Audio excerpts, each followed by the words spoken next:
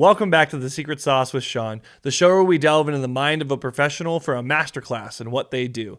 Today we've got another special guest prepared to share their story. As always, remember to like, share, and subscribe. And without further ado, we're going to get into who are you and what do you do? Well, my name is Roy Earhart, and I am the manager of Tiho's Tequila Bar and Restaurant.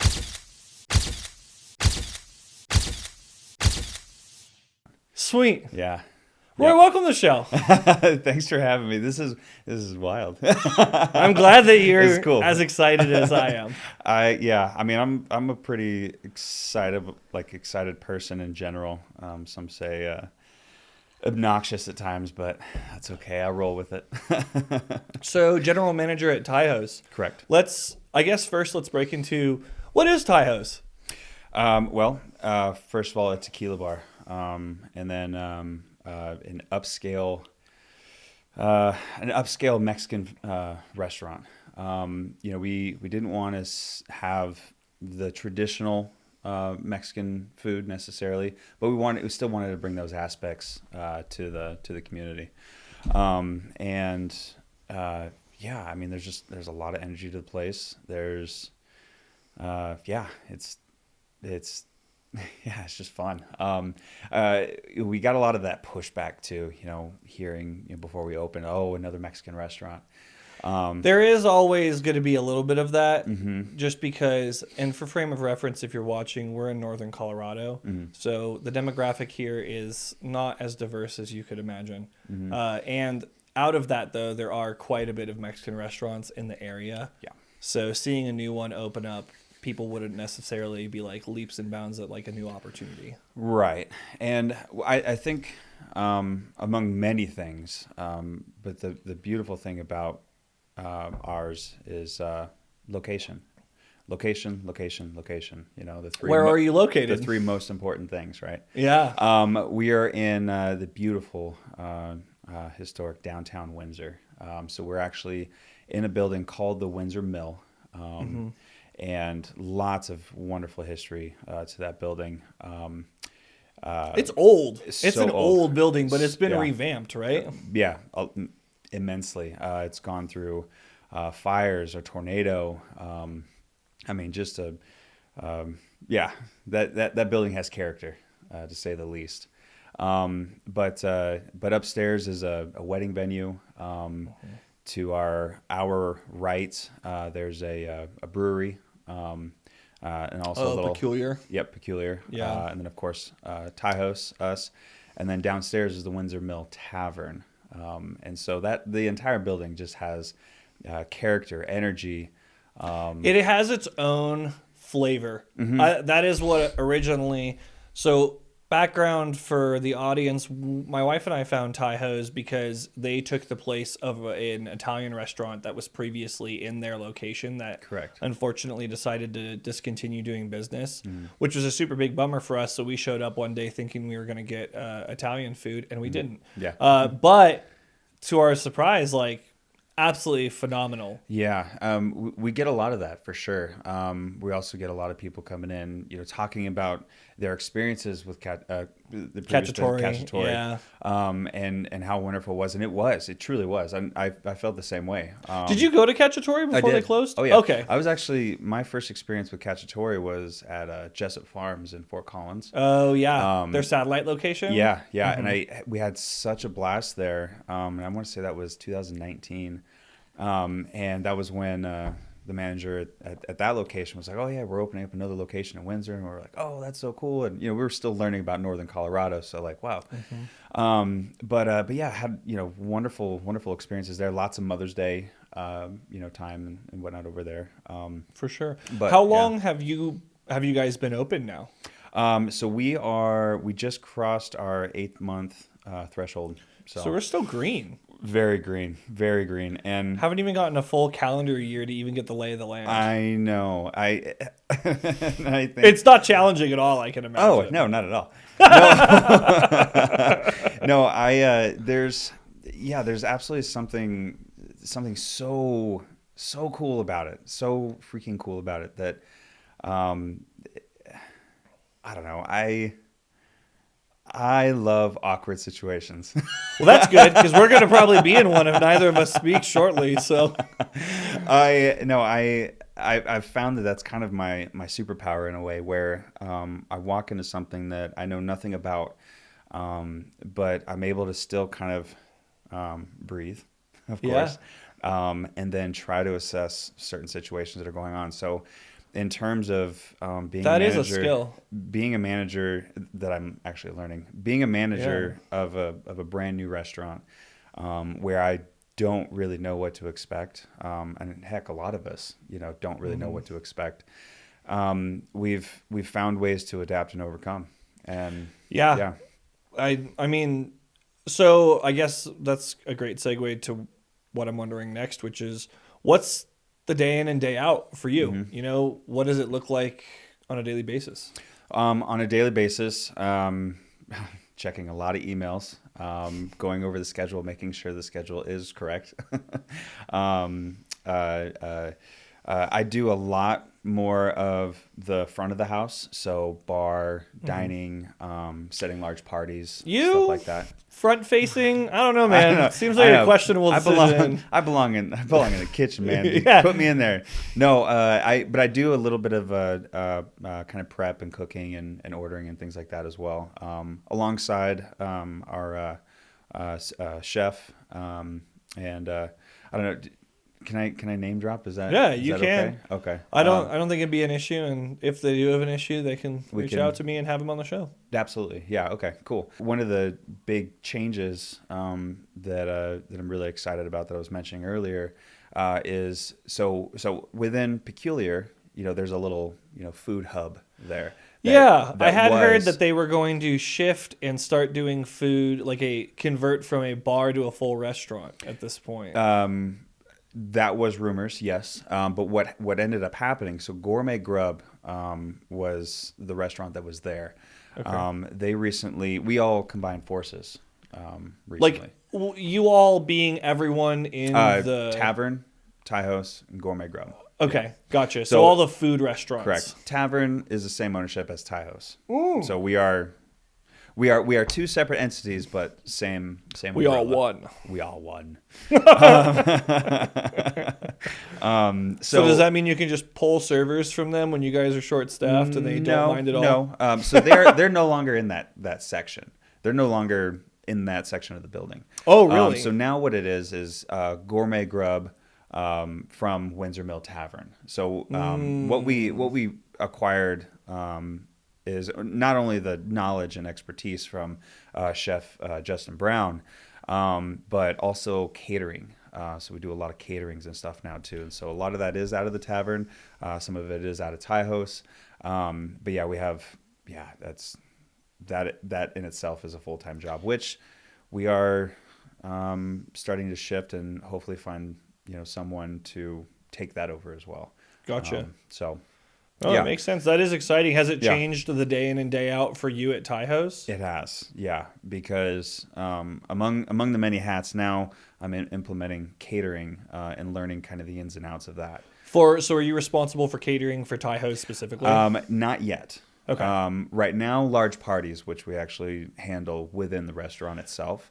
Are those like reservations correct. for like bridal parties or prom days or birthdays, all of the above? Yeah. Because you have meetings. That sweet back room. I don't know if it's closable or not. Okay, so that makes total sense. Yeah, so it seats up to 50 it's a decent with the door closed. With the door open, we can add a couple more people and kind of rope off a couple of areas and that sort of thing. But there's so much opportunity in that room. It is awesome. There's a nice little fireplace. The windows bring in a lot of really nice natural light. Of course, oversees the lake. I mean, it's awesome. It's freaking awesome. Yeah. That sounds amazing. Well, I know it's amazing. That's probably one of my favorite things or seating areas is when you get there and you can see you're sat by the window and you can look outside. Truly, and see Well, Windsor and it's Lake fun in too. the summer. When the sun is out and it's the Colorado sun is the best. 300 days a year, or as advertised, supposedly. Dude, bring it to me. And you're talking a guy from the Pacific Northwest. I mean, as much as I love the rain, seeing this sun, I miss the rain though, man. We don't get enough rain. I wouldn't mind I feel like we get a decent range of weather here, but I wouldn't mind an occasional rain and not long, like just maybe one night every like 3 months or something. Totally. No freezing, of course. Yeah. Oh gosh. That was chaos a few days ago, was it not? It is impressive that in a snow burdened state, the amount of people who forget how to like completely throw their driver's license out the window the moment snow hits the ground, it's absolutely insane. Well, that's the interesting thing about fear, right? Is like if you're not able to kind of harness its natural energy, it's going to overtake and you're going to completely forget about. I mean, heck, even your muscle memory goes out the window when fear is in play, you know? 100%. But yeah. No, yeah, I mean, this restaurant, man, it's wild. Yeah, we're still green. 8 months young, and I mean, welcome to the community, I guess, is kind of a fitting statement. Totally. I kind of want to break more into your story now and hear a little bit more. So you were talking, we've kind of learned about the origin of the restaurant itself. What led you to the restaurant though? And what kind of got you into where you are now? Much like many things in my life, it's just the opportunity that arose and just saying yes to it. Before, I guess I'll go back until 2019. Sure. I moved here from the Pacific Northwest. Got a job. What part in the Pacific Northwest, out of curiosity? South Puget Sound area. Okay. So like Which Olympia, is Tumwater, Washington. If you guys aren't aware, Puget Sound's in Washington. The south of that is probably like an hour, 2 hours below Seattle, maybe. 2 hours. Yeah. Yep. Very good. Yep. I used to do recruiting for the Pacific Northwest, so I do know the area. Okay. Yeah. No. And I'm definitely more from the like small town area. Okay. Like 20 minutes south of the rainforests. When you say small town, what population size? Oh gosh, I can't totally remember the population size. I mean, so larger than 2,000. Definitely. Okay. Definitely. Because that's like, for me, that's my defining line, right? Like, yeah, 2,000 and below is where like people know too much about each other. Yeah. Well, I mean, I came from a graduating class in '99, so I mean, when decent size. So small. But yeah, again, I'm not sure the population, but it's a place called Hoquiam, Washington. So they back in the day used to be an old logging town, and I love the smell of sawdust. Oh, buddy, this smell of cedar and pine. It's better than what we get here. We just get the smell of cow manure. I mean, that's the smell of money, is it not? I guess. Yeah, in Colorado, it's cow manure, and if you smell oil, that's probably it too. Oh gosh, and then of course those days when they're actually slaughtering. But no. So I come from that area. Moved over here. Job that I acquired. I sold a lot booze, beer, wine, liquor. So like distribution? Distribution. Large northern Colorado distribution area. And then after that, I worked for a small distribution outfit called Blind Tiger Brands, and they solely sold like tequila, high end tequila. Great connections there.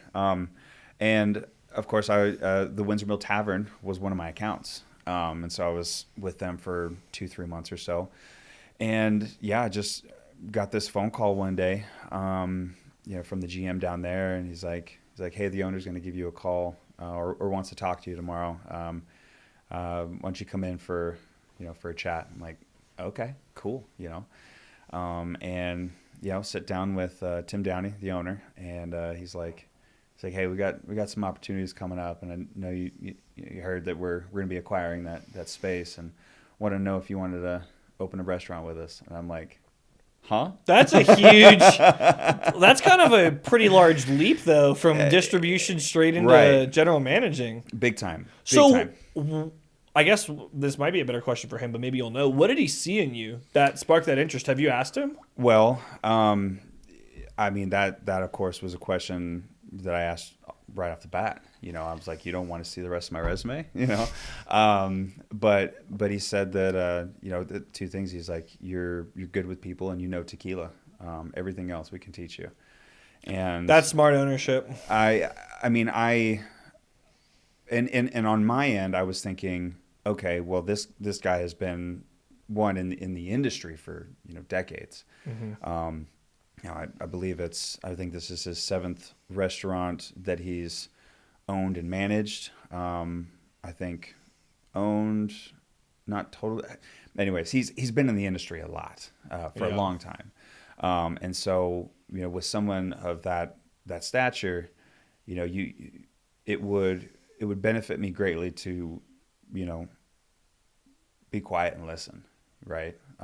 Don't ask too many questions. Oh, are you sure I'm good enough? And da da da da. Just be like, okay, well, this guy knows his stuff. So nugget of information. Let's when you are speaking with someone who, you can tell either you can tell or for a fact knows a lot more than you. Mm-hmm. This was such a hard lesson for me to learn. Keep your mouth shut and just listen to what they have to say. Absolutely, and I have benefited greatly from it. The process of thinking, and we were kind of talking about that a little bit, and yes, he is finance, he is business, and he is people, right? And I'm more on the people side, and then of course the Tequila connection side, and this sort of thing. And that's good though. It sounds like he's a brilliant business owner because at least from what I do know about business, everyone says that you should hire people to fill the things that you're not good at. Right. And not to say that he's not. This is no insult to him, but absolutely, it's only natural as humans. There's only so much you can be good at, and there's only so much you can focus on. So if you're going to build a successful business operation, you have to have people that are better than you at different pieces. And it's very apparent how good you are at people. I think the only reason we're sitting in these chairs right now is just because your ability to meet the customer, where they're at. Yeah. And it made our experience, man. Well, John, I appreciate that.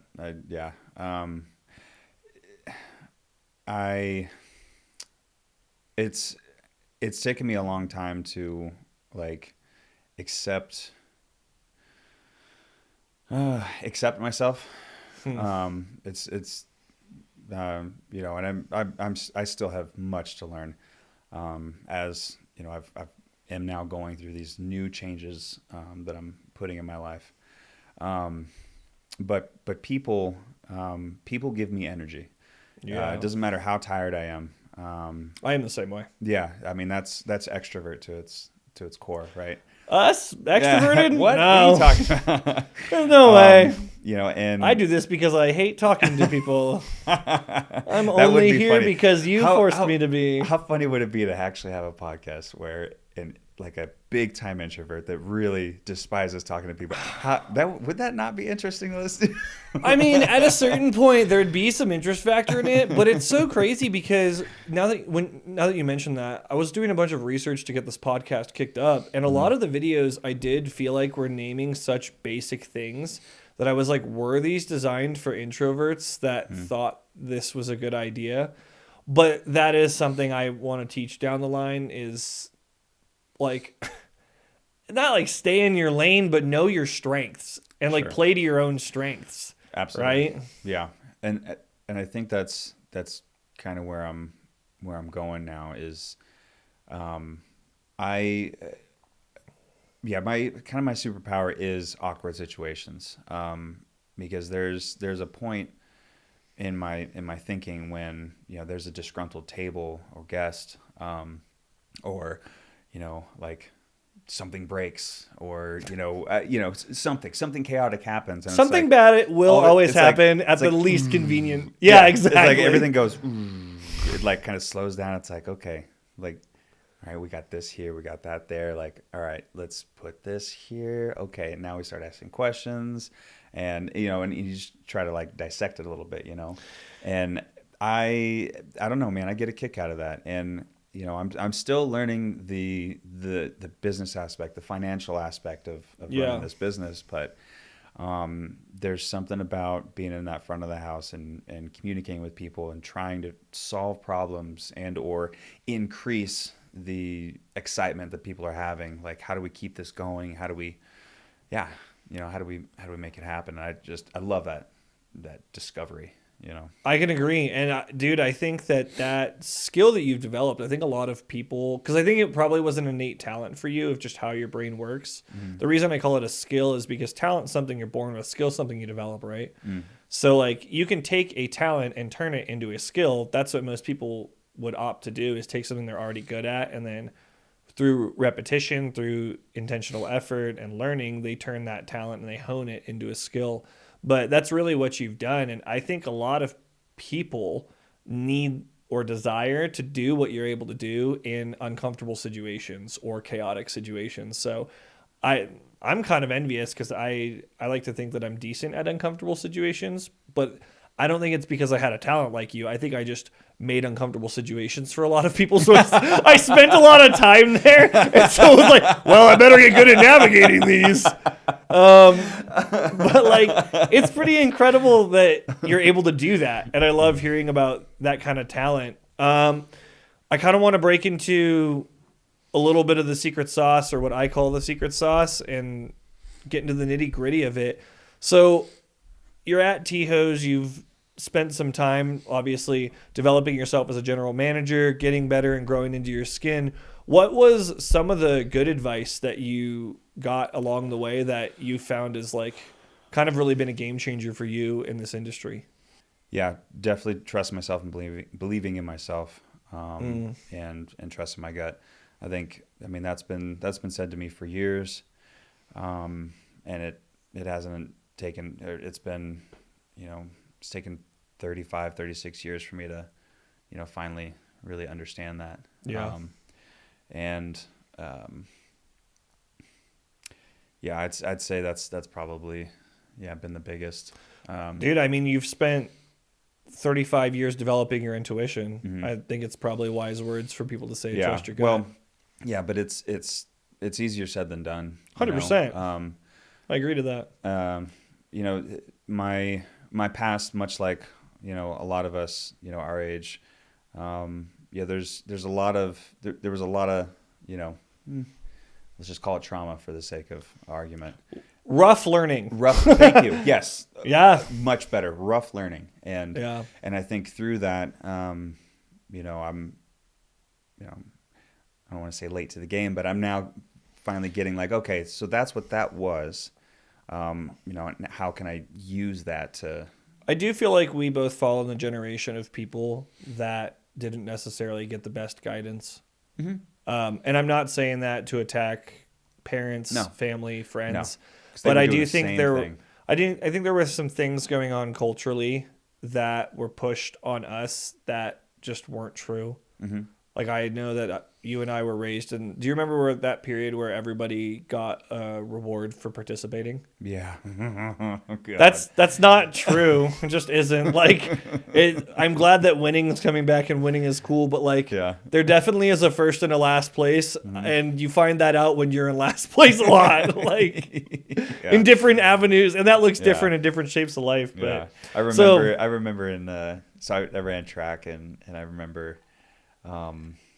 There were, especially in cross country, and I was okay in cross country. I mean, I'd finish like, top 5, top 6 for the most part. That's pretty good. But there was, 8th place, 9th place, 20th place. And it's like, I didn't really think of it much back then, but as time goes on, I'm like, 20th place doesn't get hired. Like 20th place defaults on their mortgage. Like, gosh.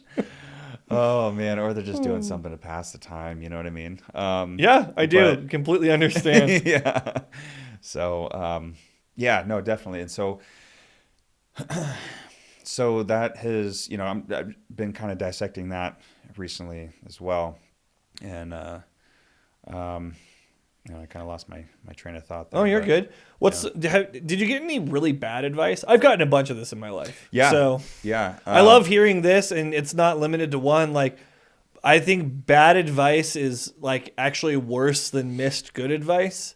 Mm-hmm. Because I've held on to some bad advice that I followed, and I thought that it was good advice at the time, and then like looking back now, I was like, wow, if I hadn't listened to that, I would have been just better all around. Whoops. I'm not a shoulda, woulda, coulda guy at all. And I try to stay away from that as best as possible. But for the sake of conversation, Yeah. And I wouldn't necessarily say that it's bad advice, but back in high school, hey, sign up sign up for college, go to a 4-year degree, go to a 4-year degree, go get that piece of paper. They always tell me, go get that piece of paper. And now I get that. I do. I understand the piece of paper concept. I'll explain something. I'm only laughing because the 5 people who've come before you have all said this in some regard. It is profoundly true. And I don't want, let me be very clear. I said this in previous episodes. I am not anti-college, but you should only go to college if you need a degree, which is specific. Correct. 100%. I do not want to get operated on from someone that that went through 2 years of culinary school. Yeah, you know what I mean. Like, so that obviously that makes sense. Yeah. But I again, with our generation having gone through fake it till you make it, you know. But then also the people that were teaching us, if they. I mean, yeah, you had your teachers back then that were just spot on, and they could pinpoint every single characteristic in every child. Them. Absolutely. You always remember them. I have one teacher that saved my life. I had a couple of them. Yeah. So we've all have those people, but then you have those teachers that they're just trying to go for the fight for the best paycheck they can possibly get. So I was led by a lot of teachers that, get that piece of paper, go get that degree. But man, did you go to college? I did. Did you get a degree? Kinda. That's fine. I went to college for philosophy and I work in construction. So that just goes to show how well that went. Well, and if I understood a little bit more about the trades, if I understood a little bit more about, those 2-year institutions that gave you a solid base of knowledge, so then you could take that base and then go create, right? What would you have done? Culinary school. Whoa. Yeah. Okay. So all day, you're doing general management in restaurants, but if you could have molded your own fate, you would have been the master chef?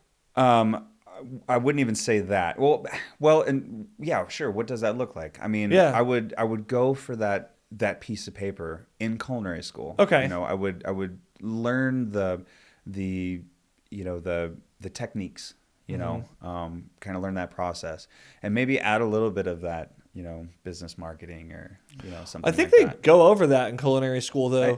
I imagine. So too, how could you open a restaurant if you have no business knowledge? Sure. And if they don't, there's probably a business opportunity for us to open up a culinary school that teaches that. Absolutely. So yeah, I think the hospitality industry has always been in my blood, for sure, in different, different facets. But no, 4 years in college. Take that back. 6 years in college. I did 10. You did 10. Well, you have a piece of paper to show for it. Oh, yeah, that's fair. Yeah, but when we look at the cost of what I paid, and people helped me. I didn't even do it on my own. I used some of my family's money to get that piece of paper. I owe it to them to be successful because they were willing to help me, right? And this is really where that shoulda, woulda, coulda plays, because I don't want to look at what I've gone through as regret. Because I gained a lot out of it. And it made you who you are. Of course. I don't want to burden my already deep mental state with, well, if I made this choice, what would that, and what time, what ifs are so bad. It'll kill you. I already can't sleep enough as it is. I mean, but yeah, it's, I did what I did. And it's cool. It's very relatable. Yeah. I think everyone's got a little bit of this. Yeah. And I will say that I agree with you that college gives you a very specific opportunity to be around your peers and to grow and learn with people. Yeah. There are a lot of benefits to it, and it can teach you a lot outside of the classroom as well as inside the classroom, right? Yeah. But I can agree that like I also don't do the what if game. Yeah. But there's definitely has been nights where I've sat there and said, okay, if I got a 10-year rewind, like, yeah, you got to entertain it. Yeah. yeah, Of every course. once in a while. So did you get any advice? Not really advice. Sorry. I'm going to reframe that question. When you started working as a general manager, what was something that blindsided you or something that was really unexpected that when you had to learn it, it kind of took you by surprise? You know, I don't. I didn't say yes to this opportunity. 11 months ago. Yeah, almost a year ago now. I didn't say yes to this opportunity because I knew there was going to be no risk, or the fact that I knew everything about it. So Wasn't the safe place, so to speak. it definitely wasn't. I left health insurance. I left semi-cush job. I mean, I had all the northern Colorado, selling tequila and other little things, and and that was good. It had a lot of freedom to it, and it was good. This has a lot of risk. It's a brand new restaurant. And we're still fighting the good fight. But ultimately what that did is I'm already kind of an open book. I'm already, kind of ready for just about anything. I never got that vibe from you. So I, nothing really blindsided me. Okay. Because I knew that I had a lot to learn. Gotcha. I think the only thing that really takes me back sometimes is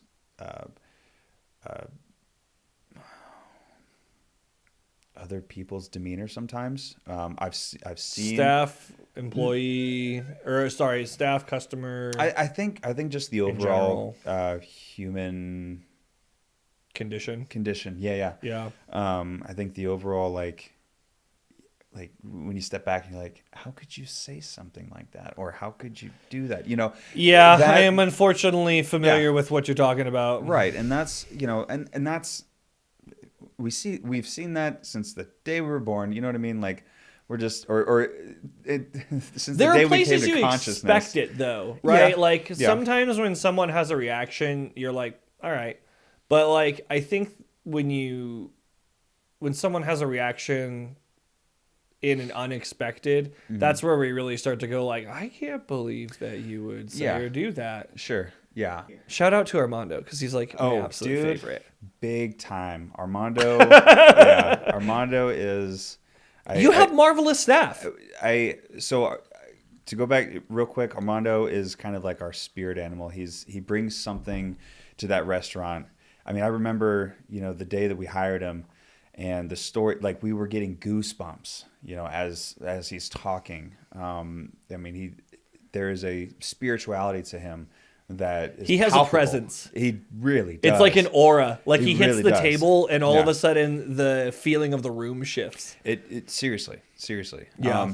But as far as the staff goes, I'm like every time I walk into that place, everybody brings their own superpower to the table, right? Everybody has their own strengths that can be utilized in this puzzle of a restaurant, right? Like, I'm just so darn proud of them. Like I really am. On those days that go a little haywire, and then we keep trudging through and we figure it out. And at the end of the day, like I tell them, I'm so proud of you. Nice work. Like really, really good work.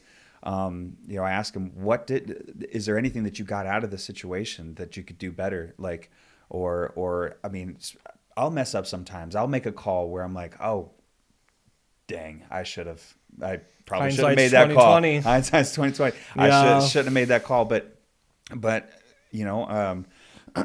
I mean, I do feel like I'm a better manager because of those things, and I'm seeing this whole staff, at least the ones that stay, and the ones that don't stay. I mean, I really do hope that they are doing well, and and things progress for them. But there's something about that this group of people that are together right now.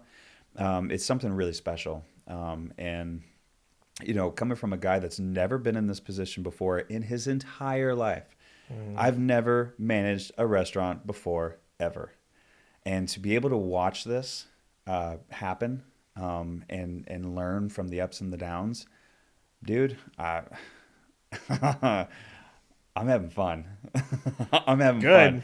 That's awesome. I mean, I only cry myself to sleep a little bit. Just I feel like that's business ownership, dude. I was so for some background, because I've been doing a ton of editing, and I was like, I think probably 3 days ago was the first time I was sitting down, and I was like, I don't know if I'm going to be able to do this.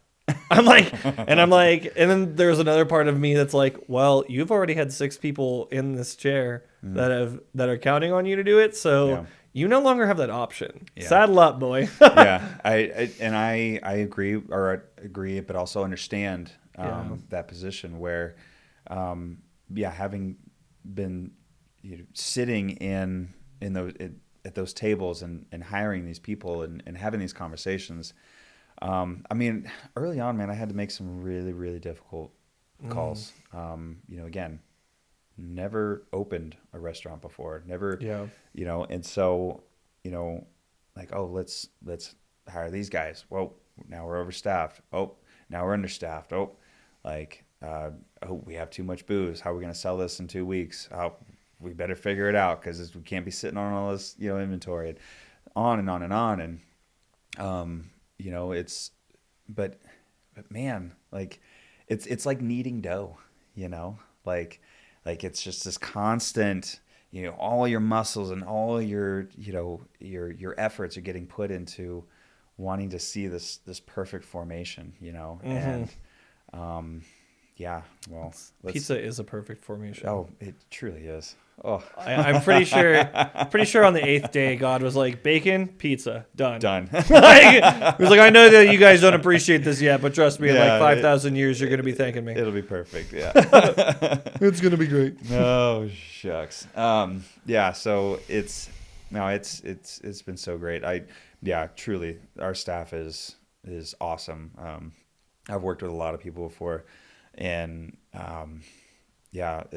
even some of the staff have said multiple times, like I don't even look at the schedule to see who I'm working with and everything. It's just like, this is my shift. That's a beautiful culture, right? And whoever I'm working with is who I'm working with, and everybody banters and this and that. We do got to get away from this whole. Sometimes there's too much bantering, and I'm like, hey guys, we're working. Yeah, you're clocked in. Yeah. Let's make it happen. But there's downtime, of course. Banter is good. You have to have that. I mean, Tim, he does gauging it too. that as a boss has got to be very difficult as well. What's that? Gauging it as a boss, because you want to have enough that you're allowing for the type of culture you want to see. Right. But you also have to rein it in enough that you can still run the business in a way that the customers are pleased with the result. Yeah. There is I'm just. Oh, you're fine. Take a moment. Looking at. There's a book that somebody recently told me about, because we were actually talking about this. I'm, one of my big learning curves right now is truly, like, what type of manager do I want to be? What type of leader do I want to be? And I'm definitely one where, like, I will be in the trenches with you. Like, that's very apparent, just so you know. I'm not ever going to ask you to do something that I haven't already done. It isn't do what I say. It's not a dictatorship. It's let's go do what we need to do. Yeah. I mean, I'm also bartending. I'm prepping in the kitchen. So, like, being involved in those things, I know the work and the effort that it takes. And if you need an extra hand, better be damn, I'm going to be there to help you guys. Well, it's leaders lead from the front and bosses push from the back. Right. And it's like, that's the spot. I mean, that it's pretty clear that just from our experience that, that's what you do, and that's what the restaurant shows. At least when, in my opinion, when you get there, like, that's the first thing you notice is, like, you're going to be greeted and you're like welcomed in. It feels like you went into like a family dinner. So yeah, what would you say has been the most challenging thing for you to learn in your current position? Understanding my strengths and weaknesses. Oh, that sounds like when we say it at face value, you're like, okay, but then when you start to deep dive that sounds like a really difficult process Mm-hmm. because there's Yeah. definitely a lot of accepting reality in that. Only Yeah. reason I know is because I've had the same Yeah. pain, which Yeah. is the only way I can identify it. Is Yeah. like I mean, it is kind of painful. I think it's, I mean, it's borderline cliche, but it is what I'm currently going through right now. You know? I know that, the position that I'm in, I can do a good job. Yeah. But as I'm kind of relearning myself now, how, I guess, what have I been doing for the past, couple decades? And, how can I, see a better future for myself, for my son, my future love and all of this, Yeah. that really is the biggest thing. Making sure that my mind is right, and strong for myself, and, for my team, for the owners and partners. I want to be useful. I want to be, I want to be useful. I don't want to feel like, I can just be kicked to the curb at any point. I want to make sure that there's something that I bring to the table that, Is irreplaceable. yeah, Yeah. yeah. 100%. So, I say it all the time that if you want to truly love what you do, you have to have purpose in it. yeah, And purpose, big time. I think I don't know.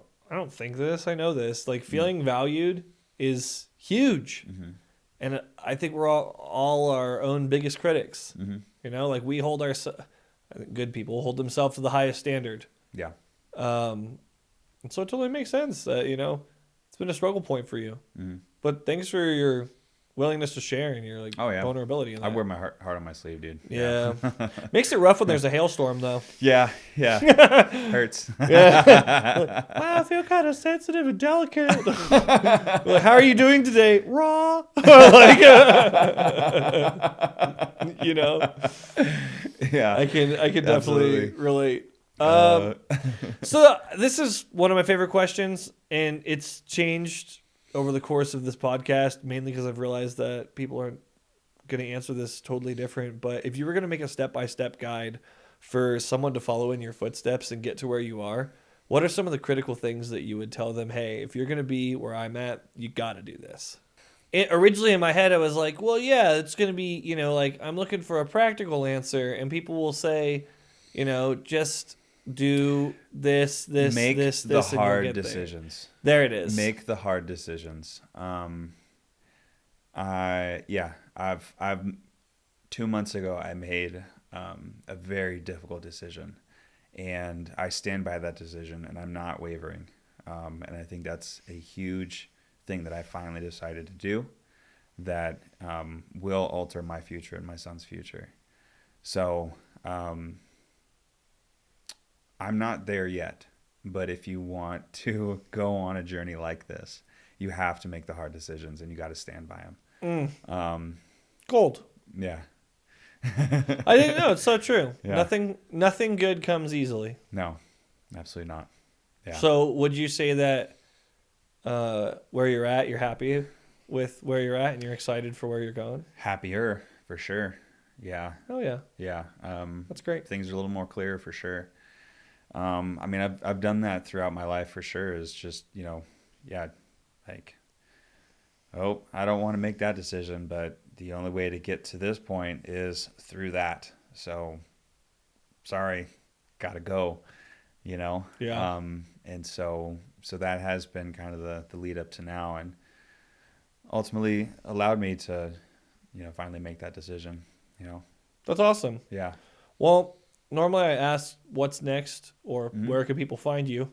Sure. And that's really all there is. Yeah. Well, I am the GM of Tiho's Tequila Bar and Restaurant, and I'm gonna live there for as long as my time there is needed. Sweet. Guys, if you're wondering, I'm going to drop Tiho's information down in the description bar below. And then on top of it, if you want to know Roy and get to know him, the only thing I can tell you is go and grab a table. He's there most nights, most days, and you're not going to regret it. The food's amazing. The atmosphere's amazing. Everything about it is worth your time and your money. So, Roy, woohoo! Thanks so much for being here today. Absolutely. Thank you for having me. I was nervous before, but I got this almost meditative calmingness already. It's wow, this is exciting. Well, good. It's cool. So if you're wondering in the future, if I offer for you to be on the podcast, it's only a great experience. Roy, we'll catch you next time. Absolutely, Sean. Thank you so much. Cheers. Cheers. Thanks for watching today's episode of The Secret Sauce with Sean. If you like today's episode, holler at a homie and head over to my channel for episodes just like this one. If you have any questions, comments, or hate, drop them in the section below and hit me up for your shot in the hot seat.